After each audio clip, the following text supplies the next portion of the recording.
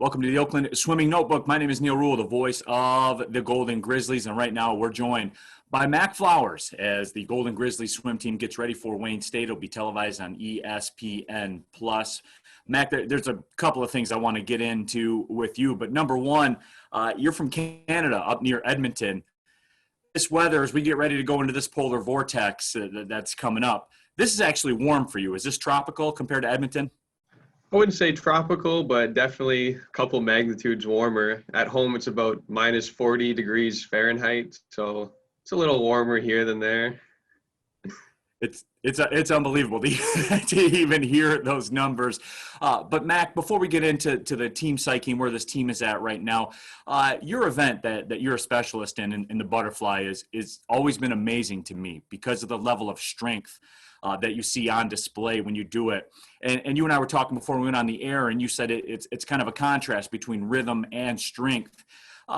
Expand on that, Mack. I mean, what's more important when you boil it all down? Is it the rhythm or is it the strength?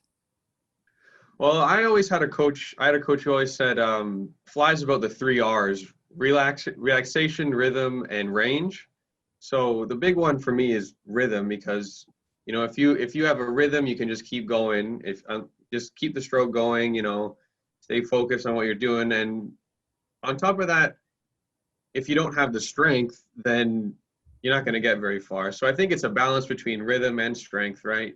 You got to keep yourself in the rhythm so you don't do things too fast, you don't go too slow. But you have to have the strength to maintain that rhythm, otherwise you're just going to fall apart.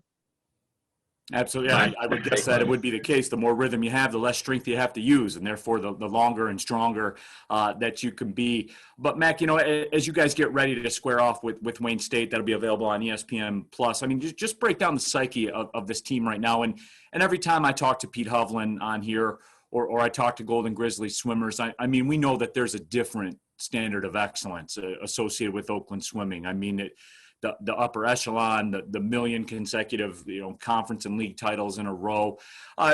Where's the psyche at with this team right now as you guys get ready to roll?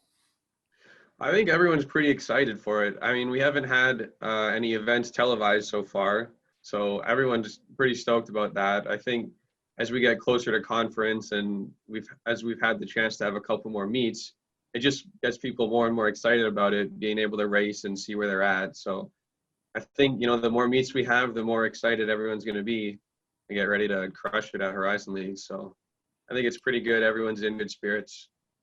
Yeah, and you guys certainly are a team. You don't need a whole lot of extra juice. You know what's on the line every time you jump in the pool. But the TV cameras will be on. It'll be available on ESPN+. I would imagine that it probably hits a little bit different, or no? Is it just business as usual?